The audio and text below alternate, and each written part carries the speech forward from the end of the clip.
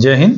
स्वागत है भगत सिंह जी के क्लास में। हम लोग देख रहे थे एनटीपीसी के प्रीवियस ईयर क्वेश्चन पेपर, जो कि आगामी एग्जाम के लिए बेहद जरूरी है।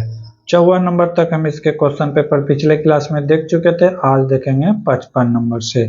अगर इसका पीडीएफ लेना चाहते हैं तो हमारे टेलीग्राम चैनल भगत सिंह जी के क्लास से जुड़े। वहाँ पे 2014 से जितने भी रेलवे के ऑनलाइन एग्जाम हुए सारे क्वेश्चन पेपर उपलब्ध है। जैसे एनटीपीसी हो गया, टेक्नीशियन हो गया, एएलपी हो गया, ग्रुप डी हो गया, रेलवे आरपीएफ हो गया, ये सारा क्वेश्चन पेपर वहाँ पे उपलब्ध रहेंगे। तो देखते हैं आज का पहला क्वेश्चन 55 नंबर। क्या करा है? 90 किलोमीटर प्रति घंटा की चाल से चल रही एक 180 मीटर लंबी रेलगाड़ी को पोस्ट यानी कोई खंबा है को पार करने में कितना समय लगेगा? तो सबसे पहले सवाल बनाने के लिए क्या करना होगा, दोनों को एक यूनिट में लाना पड़ेगा। चाल यहाँ पे दिया हुआ है किलोमीटर पर सेकेंड में। क्या दिया हुआ है? 90 किलोमीटर पर आवर। और यहाँ पे रेलगाड़ी की लंबाई लेंथ दे दिया है मीटर में। क्या चीज में दिया है? मीटर में दिया है 180 मीटर। तो इसको पहले एक यूनिट में लाना है। ये किलोमीटर में, ये मीटर में नहीं। ये भी किलोमीटर में होना चाहिए, ये मीटर पर सेकेंड में ये होना चाहिए। ठीक है, तो इसको बदल देते हैं किलोमीटर पर सेकेंड में, मीटर पर सेकेंड में बदल देते हैं। तो बदलने के लिए क्या करना पड़ता है? चाल को जो है 5/18 से गुना करना पड़ता है। क्या करना पड़ता है? 5/18 से गुना करना देता है। कितने के बार में जाएगा? 5 बार में कितना हो गया? 25 मीटर पर सेकेंड। क्या हो गया? चाल 25 मीटर पर सेकेंड। अब ठीक है, तो रेलगाड़ी कोई भी पोस्ट को पार करता है तो इसका मतलब कि किसी भी खंबे को पार कर रहा है तो उतने जितने समय में पार करेगा रेलगाड़ी अपने लंबाई को पार करता है। ठीक है, तो पोस्ट में अब लगा समय बराबर क्या हो जाएगा? पोस्ट को पार करने में लगा समय हो जाएगा रेलगाड़ी की लंबाई जो होगी, रेलगाड़ी की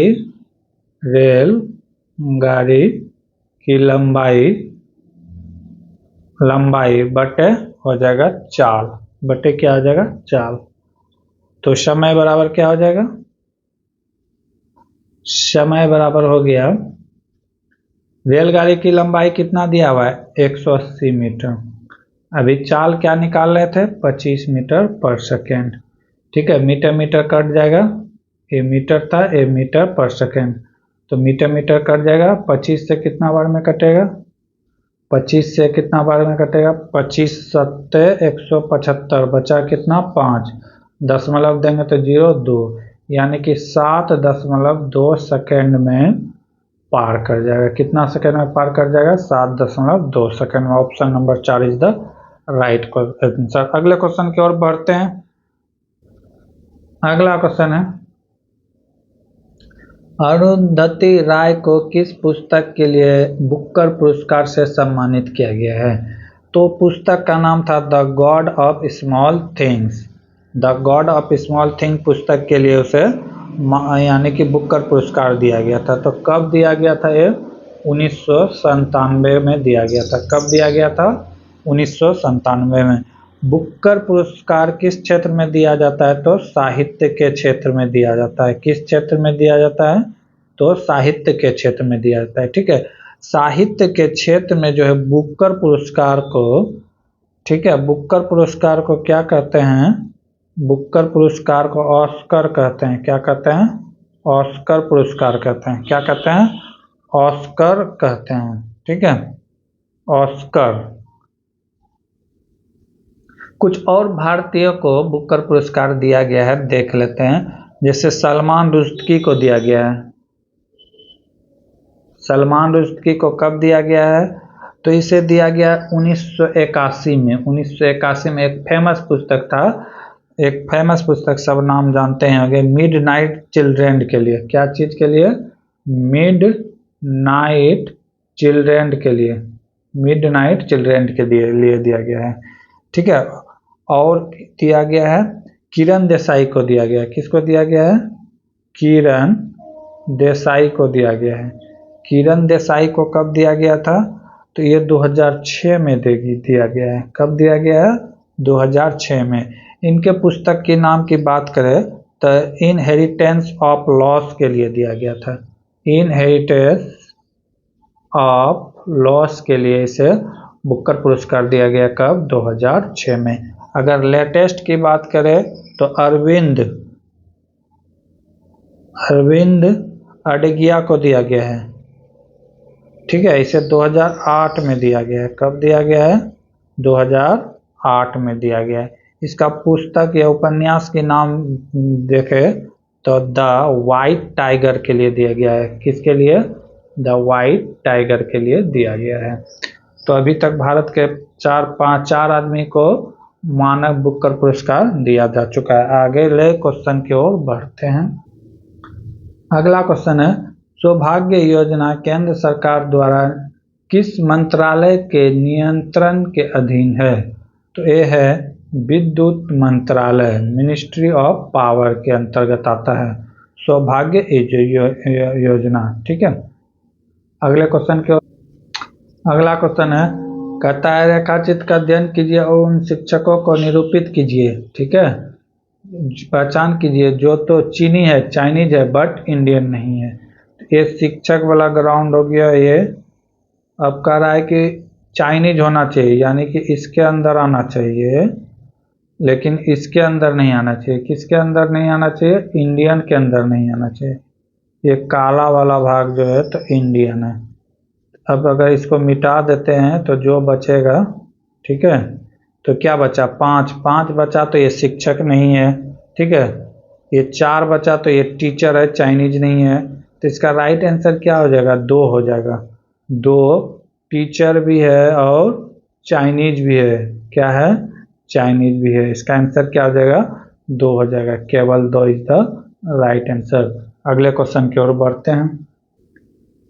अगला क्वेश्चन है, 1793 में अस्थाई बंदोबस्त लागू करने के समय बंगाल के गवर्नर जनरल कौन थे? तो कौन थे? Charles Cornwallis. कौन थे? तो चार्ल्स कॉर्नवालिस थे।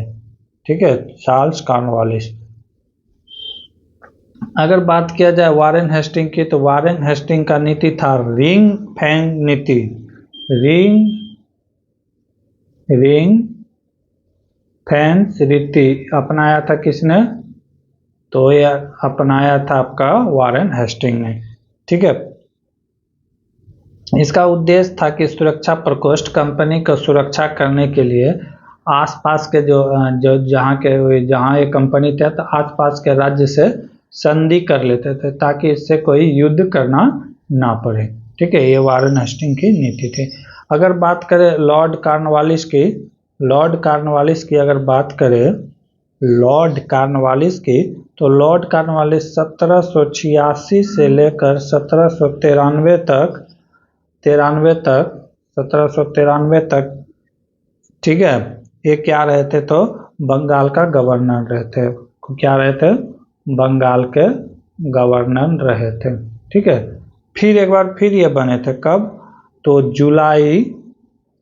30 जुलाई 1805 से लेकर 5 अक्टूबर 1805 तक रहे थे। फिर ये बंगाल के गवर्नर रहे थे। ठीक है, लॉर्ड कॉर्नवालिस को अस्थाई बंदोबस्त के लिए जाना जाता है। भारत में किस लिए जाना जाता है? तो अस्थाई बंदोबस्त के लिए। भारत में जो देखते हैं लोक सेवा आयोग, ये इसी के द्वारा लाया गया था। लोक सेवा आयोग किसके द्वारा लाया गया था? तो कॉर्नवालिस के लिए। विलियम हेजेज बंगाल के पहले गवर्नर जनरल थे, कानूनी तौर पर नहीं। अगर ये कानूनी तौर पर कहा जाएगा तो रॉबर्ट क्लाइव होगा। कौन होगा? रॉबर्ट क्लाइव होगा। लेकिन सबसे पहले अगर गवर्नर जनरल की बात किया जाए बंगाल का गवर्नर, तो कौन थे? विलियम हेजेज थे। ठीक है, अगले क्वेश्चन की ओर बढ़ते हैं। अगला क्वेश्चन है, वेब एड्रेस में डोमेन इंडिकेटर जो कहते हैं .com, इसका क्या अभिप्राय है? तो इसका प्राय होता है ये कॉमर्शियल है। क्या है? कॉमर्शियल है। जैसे एडुकेशन लिखते हैं, ठीक है, एडुकेशन लिखते हैं तो ये क्या किस चीज़ के लिए हो गया, एडुकेशन के लिए हो गया। जैसे कॉम लिखते हैं, ठीक है, कॉम लिखते हैं, ये हो गया कॉमर्शियल, ठीक है, कॉमर्शियल। ORG लिखते हैं, ऑर्गेनाइजेशन हो गया, ये क्या हो गया, ऑर्गेनाइजेशन हो गया। जैसे मेल लिखते हैं, मेल लिखते हैं तो क्या हो गया, मिलिट्री हो गया, मिलिट्री हो गया। इसी तरह जैसे को लिखते हैं तो ये क्या किसको डोनेट करता है, तो एक कंपनी को डोनेट करता है, ठीक है, इंडिकेटर होता है, डॉट को लिख दिया तो ये कंपनी के इंडिकेटर करता है। अगले क्वेश्चन की ओर बढ़ते हैं। अगला क्वेश्चन है, निम्नलिखित को इनमें से किसके रूप में लिखा जा सकता है।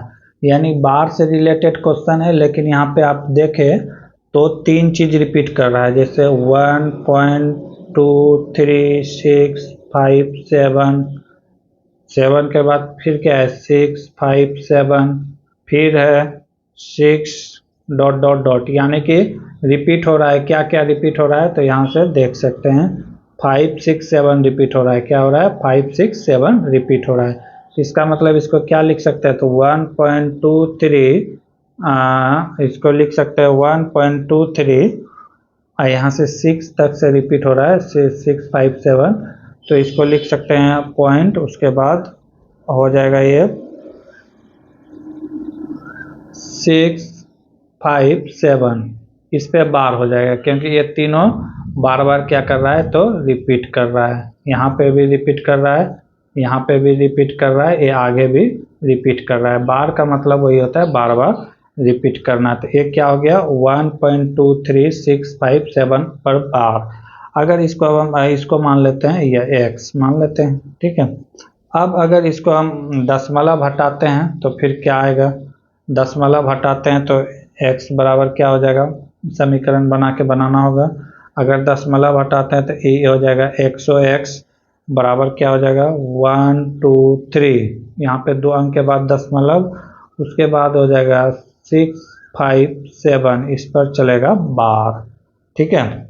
अब फिर इसमें क्या करते हैं कि ऐसा तो आंसर नहीं है, तो फिर हम इसमें क्या करेंगे 2 दशमलव को और पीछे की ओर ले जाते हैं, ठीक है, 2 दशमलव या 3 दशमलव, क्योंकि बार है तो तीनों एक साथ जाएगा, तो 3 दशमलव और, तो ये 3 जीरो और इधर ऐड होगा, 1 2 3 4 5, 2 जीरो पहले से 3 जीरो बाद का ऐड होगा, तो ये हो जाएगा 12367.657 पर पावर बार, ठीक है। इस तरह हो गया। अब इसको मान लेते हैं समीकरण 1, इसको मान लेते हैं समीकरण नंबर 2, ठीक है। समीकरण 1 और 2 पर घटाने पर देख लेंगे क्या आता है। समीकरण 1 और 2 को घटाने पर देखते हैं कि क्या आता है। दोनों पे बार सेम है तो इसको छोड़ देंगे, ठीक है। तो क्या हो जाएगा 1 2 3 4 5, 5 जीरो हो गया। इसमें से 100 अगर घटाते हैं तो ये कितना आ जाएगा 99900x, ठीक। अगर अब इसमें से इसको घटाएंगे तो क्या आएगा देखते हैं, 12367 में घटाना है 123 घटाना है, क्योंकि बार इसमें भी था और बार इसमें भी था तो इसको कैंसिल कर दिए, ठीक है। अब इसको घटाते हैं तो कितना हो जाएगा 4 3, ये हो जाएगा 5 3 1 2, इतना आ जाएगा। तो x बराबर हम निकाल सकते हैं, x बराबर क्या हो जाएगा, x बराबर हो जाएगा 1 2 3 5 3 4 बाय नीचे में क्या हो जाएगा, कितना 9 है तो 3, 1 2 3 और 0 कितना है तो 2 है। इस फॉर्म में जो होगा वही इसका आंसर हो जाएगा। तो कौन सा फॉर्म है, ऑप्शन नंबर 3 इस फॉर्म में है, तो राइट आंसर हो जाएगा। Option number 3 is the right answer. अगले क्वेश्चन की ओर बढ़ते हैं। अगला क्वेश्चन है, यदि cos x plus y equal to half है तो sine x minus y equal to 0, तो x और y धनात्मक न्यूनतम कौन हो, तो x z से बड़ा या बराबर है तो x प्लस वाई का मान ज्ञात कीजिए। क्या दिया हुआ है सवाल में, cos x प्लस वाई का मान दिया हुआ है, कितना दिया है 1 1 ने हाफ दिया हुआ है, ठीक है। तो हाफ किसका मान होता है? cos थीटा में अगर देखें तो cos किसका वैल्यू हाफ होता है? तो देखें तो cos 60 का वैल्यू क्या होता है? cos 60 का वैल्यू क्या होता है? हाफ होता है, ठीक है। तो क्या हो जाएगा? x plus y equal to 60 degree. इसके बदला हम क्या लिख सकते हैं? तो 60 डिग्री भी लिख सकते हैं, क्योंकि 60 डिग्री का मान cos 60 डिग्री का मान क्या होता है? हाफ होता है, ठीक है। अब क्या दिया हुआ है? तो ये वाला मान को लगते हैं, एक इसको मान लेते हैं समीकरण नंबर 1। अब आगे क्या करा है? Sine x minus y equal to 0, equal to 0 सवाल में दिया है। तो साइन का कितने डिग्री का वैल्यू 0 होता है? तो देखें तो साइन 0 डिग्री का वैल्यू, 0 डिग्री का वैल्यू क्या होता है? 0 होता है। इसका मतलब क्या हो गया? x minus y equal to 0। ये हो गया समीकरण नंबर 2, ये हो गया 1 और ये हो गया 2। अब समीकरण 1 और 2 को जोड़ देंगे। समीकरण नंबर 1 एवं 2 को जोड़ने पर, 2 को जोड़ने पर तो क्या हो जाएगा? जोड़ देंगे x plus y equal to 60, x minus y equal to 0। तो प्लस माइनस खत्म हो गया, ये क्या हो गया? 2x equal to 60। तो x बराबर कितना हो जाएगा? 30। x का वैल्यू कितना आ गया? 30 डिग्री। x का वैल्यू कितना आ गया? 30 डिग्री। ऑप्शन नंबर कितना है? ए इज द राइट आंसर, ठीक है। क्या हो जाएगा? 30 डिग्री x का वैल्यू, और y का भी वैल्यू वही आएगा, क्योंकि x प्लस वाई का वैल्यू है 60। तो x का वैल्यू है 30 प्लस वाई इक्वल टू 60। तो y बराबर क्या हो जाएगा? y बराबर हो जाएगा 60 माइनस 30 इक्वल टू 30 डिग्री। दोनों का x और y दोनों का वैल्यू क्या हो जाएगा? 30 डिग्री। अगले क्वेश्चन की ओर बढ़ते हैं। अगला क्वेश्चन है, यदि किताब को कमल कहा जाए, क्या कहा है कि किताब को क्या कहा जाए? कमल कहा जाए। कमल को गेहूं कहा जाए, गेहूं को कुर्सी कहा जाए, कुर्सी को कप कहा जाए, कप को पुस्तक कहा जाए, तो खाने में किसका प्रयोग किया जाता है? तो हम लोग खाते क्या है? गेहूं खाते हैं। क्या खाते हैं? गेहूं खाते हैं, ठीक है। तो गेहूं को क्या कहा जा रहा है? देखेंगे तो गेहूं को क्या कह रहा है? कुर्सी कहा जा रहा है। क्या कहा जा रहा है? कुर्सी। तो हम लोग खाने में किसका प्रयोग करेंगे? कुर्सी का प्रयोग करेंगे। तो इसका राइट आंसर क्या हो जाएगा? कुर्सी इज द राइट आंसर। जो चीज खाते हैं उसको पकड़ेंगे, फिर उसको क्या कहा जाता है ये देखेंगे, ठीक है। अगले क्वेश्चन की ओर बढ़ते हैं, नेक्स्ट क्वेश्चन की ओर बढ़ते हैं। अगला क्वेश्चन देखें, जय जवान जय किसान का प्रसिद्ध नारा किसके द्वारा दिया गया था? जय जवान जय किसान का नारा की बात किया जाए तो लाल बहादुर शास्त्री के द्वारा दिया गया था। कब? तो भारत पाकिस्तान युद्ध के समय। कब? भारत पाकिस्तान युद्ध के समय 1965 में, ठीक है। अगर इंदिरा गांधी की बात किया जाए तो इसका फेमस नारा था गरीबी हटाओ। क्या नाम था? गरीबी हटाओ। हाँ, क्या नारा था इसका? गरीबी हटाओ, ठीक है। कब दिया गया था? तो यह 5वीं पंचवर्षीय योजना के तहत दिया गया था। कब? 5वीं पंचवर्षीय योजना के तहत। कब? तो 1971 के आसपास, ठीक है। सरदार पटेल की बात किया जाए तो सरदार पटेल ने कर मत दो का नारा दिया था। कर मत दो, ठीक है। कर मत दो, ये कब? तो 1928 में। कब? 1928 में। इसीलिए बारदौली की महिलाओं के द्वारा इसे सरदार की उपाधि दिया गया था। सरदार की उपाधि दिया गया था, ठीक है। जयप्रकाश नारायण की बात किया जाए तो इसका प्रमुख नारा था संपूर्ण क्रांति। क्या था? संपूर्ण क्रांति।